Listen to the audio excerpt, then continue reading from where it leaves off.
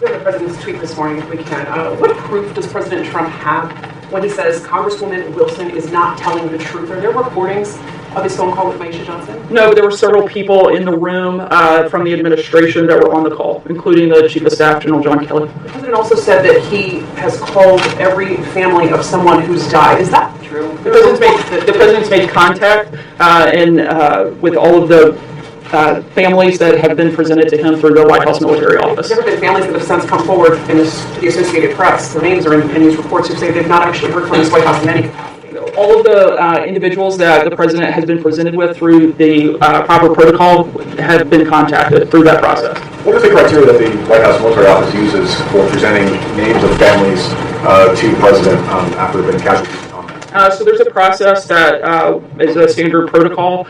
Once a person is killed in action, the first steps, the process begins with a DOD casualty assistance officer making next of kin notifications. After that, they create a package that's sent to the White House military office. That package is then reconfirmed. All of the details and the contents of the package have to be confirmed by the White House military office. Once that process is completed, the president or other members of the administration can engage in contact. Just to follow up on that, so are you saying that if the president hasn't contacted the family members of every service member who's been a casualty since he came to office because of the protocols of that office? That's my understanding. If there's a specific case, I'd have to look into it, but as a whole, and generally speaking, that's my understanding. Just to follow up on this week, why did the president wait 12 days to speak publicly about the... As I just said, I walked you through that process. So the DOD package that was sent to the White House arrived on Thursday of last week. The White House military office confirmed the contents of that package on Monday, and the letters had been drafted over the weekend. They were sent once that confirmation was completed, and calls were scheduled on Monday to be made on Tuesday. I wasn't just asking about the family,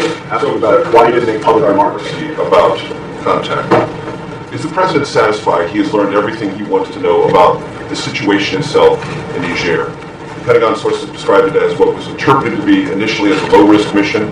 The ambush was a big surprise. There was no air cover, 30 minutes for French air cover to arrive. Questions about the speed of the evacuation and having perhaps that something to do with whether or not these military personnel survived or not. Is the president satisfied he knows everything he needs to know about this particular raid, rules of engagement, and everything about it? I believe they're still looking into the details of that, but I don't think that the president can ever be satisfied when there's loss of life from men and women in the uniform. Is there anything he wants to know more about this than he's learned so far? I can't get into the specifics in terms of... Right, I can't get into the specifics of the details of the raid at this point, but again, I don't think you can ever use the word satisfied with the process when there's a loss of life for someone in the military. Thanks. Does the president feel as a matter of principle that it is not adequate to simply send a letter of condolence to the family of a slain service person, as President Bush and President Obama typically did? And does he feel that it was not adequate for President Obama to have sent a letter to General Kelly but not called General Kelly on the death of his son?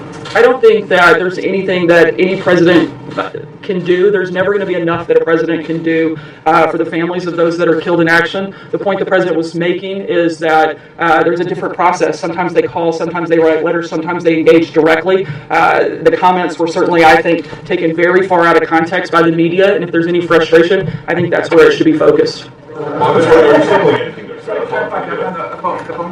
What exactly is the president denying? Is he denying that he ever spoke these words to the widow that that he must have known what he signed up for, or is he just saying that she took it the wrong way and it's taken out of context? The president's call, as accounted by multiple people in the room, believed that the president was completely respectful, very sympathetic, and expressed the condolences of himself and the rest of the country, and thanked the family for their service, commended them for having an American hero in their family, and I don't know how you could take that any other way. He didn't say those words. It was the context. He felt that she put it in the wrong context. Is that it? I'm not going to get into the back and forth. I think that the sentiment of the president was very clear. He took the time to make a call to express his condolences, to thank the family for this individual's service, and I think it frankly is a disgrace of the media to try to portray an act of kindness like that and that gesture and try to make it into something that it isn't. Peter. Sir, did the president speak to his Chief of Staff, General John Kelly, before invoking his son's death and what has become a political argument? I know he's spoken to General Kelly multiple times yesterday and today. on this very topic? In other words, did General Kelly know he would be raising the issue of his son's memory when talking about I'm not sure. the outreach? I'm not sure if he knew of that specific comment, but they had certainly spoken about it, and he's aware, and they've spoken several times since So then. can you describe how General Kelly feels about it? Is he comfortable with the way his I son's think memory that is General being- Kelly is disgusted by the way that this has been politicized, and that the focus has become on the process and not the fact that American lives were lost. I think he's disgusted and frustrated by that. And if he has any anger, it's towards that. Sarah, Congresswoman Wilson, I talked to her a couple of hours ago, and she says that this is the president's Benghazi.